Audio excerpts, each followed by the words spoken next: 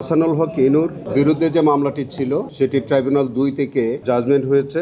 আসামি হাসানুল হক ইনুর বিরুদ্ধে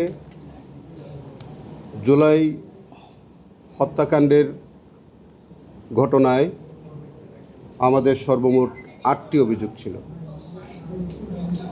তার মধ্যে আজকে মাননীয় ট্রাইব্যুনাল আমাদের সাক্ষ্য প্রমাণের ভিত্তিতে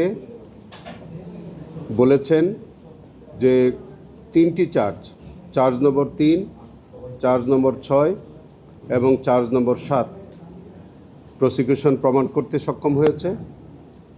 আর বাকিগুলো চার্জের বিষয়ে বলেছে যে সেগুলি প্রমাণিত হয়নি। আসামি হাসানুল হক ইনুর যে বিরুদ্ধে আমাদের যে চার্জগুলো ছিল তার মধ্যে অন্যতম চার্জ ছিল যে তিনি 14 দলীয় জোটের অন্যতম শরিক দল জাসদের সভাপতি, সাবেক মন্ত্রী, এবং তিনি 14 দলীয় জোটের বৈঠকে যে সিদ্ধান্তটা হয়েছিল যে কারফিউ জারি করতে হবে এবং কারফিউ জারির মধ্য দিয়ে শুট এট সাইট বা দেখামাত্র গুলির নির্দেশনা এবং আন্দোলন দমন করতে গিয়ে 2 ভাগে বিভক্ত করে তাদেরকে এক ভাগকে জামাত এবং বিএনপিকে নির্মূল করতে হবে, এইরকম যে কতিপয়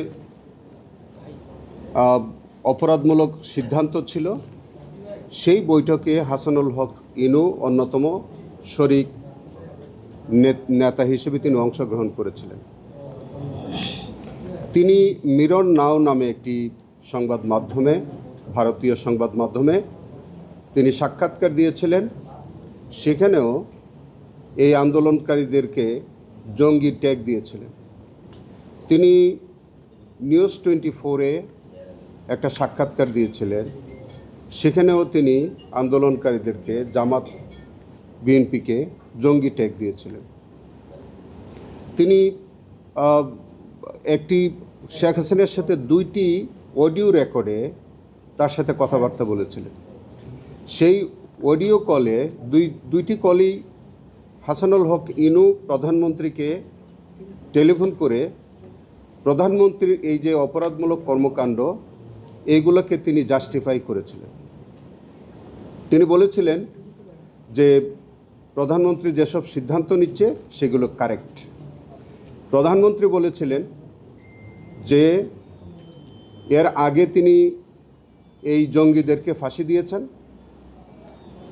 হাসানুল হক ইনু এটাকে সমর্থন করে বলেছিলেন এইবারও তিনি জঙ্গি কার্ড খেলবেন এবং সেই জঙ্গি কার্ড খেলার মধ্য দিয়ে তিনি প্রধানমন্ত্রীকে বিভিন্ন রকমের পরামর্শ দিয়েছিলেন যে আন্দোলনকারীদেরকে 2টি ভাগে ভাগ করতে হবে, জামাত বিএনপিকে চিহ্নিত করে করে নির্মূল করতে হবে।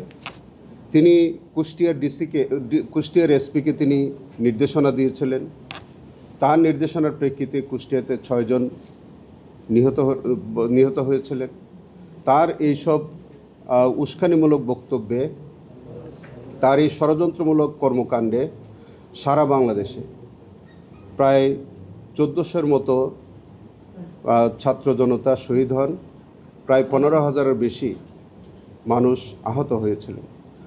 এবং এই সব কিছুর দায় তিনি একজন সুপিরিয়র কমান্ড রেসপন্সিবিলিটির আওতায় শেখ হাসিনার বিরুদ্ধে যেভাবে এই দায়টা আসে ঠিক একই রকম দায় হাসানুল হক ইনুর বিরুদ্ধেও বর্তায়। এই সবগুলো চার্জ আমরা আলাদা আলাদাভাবে এনেছিলাম। ট্রাইব্যুনাল তার বিচার বিশ্লেষণে তারা মনে করেছেন যে আমরা 3টি চার্জ প্রমাণ করতে সক্ষম হয়েছি, বাকিগুলো পারিনি। কিন্তু আমরা খুব পরিষ্কারভাবে মনে করি যে আমরা 10 জন সাক্ষীর সাক্ষ্য দিয়েছি। 10 জন সাক্ষী প্রত্যেকটি চার্জের বিষয়ে সুস্পষ্টভাবে আদালতে তাদের এই অভিযোগ প্রমাণ করেছে এবং অডিও ভিডিও প্রমাণ করেছে।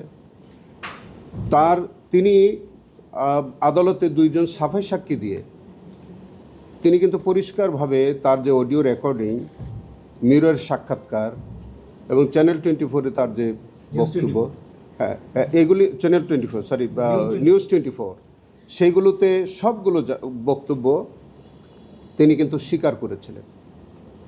তো তার এরকম স্বীকারোক্তির পর অন্যান্য চার্জ প্রমাণিত হবে না, এটা আমাদের কাছে বোধগম্য মনে হয়নি।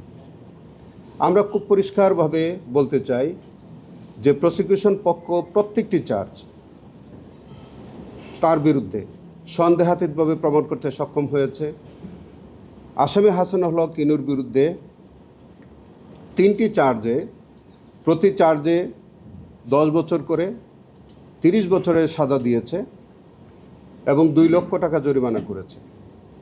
আমরা এই রায়ে মোটেই সন্তুষ্ট নই। আমরা মনে করি তিনি তার যে অপরাধমূলক কর্মকাণ্ডের জন্যে তিনি সর্বোচ্চ শাস্তি পাওয়ার জন্যে তাকে সর্বোচ্চ শাস্তি দেওয়া উচিত ছিল, কিন্তু তা না করে ট্রাইব্যুনাল আজকে যে সাজাটা দিয়েছে এইটা একেবারেই তাদের স্বেচ্ছামূলক।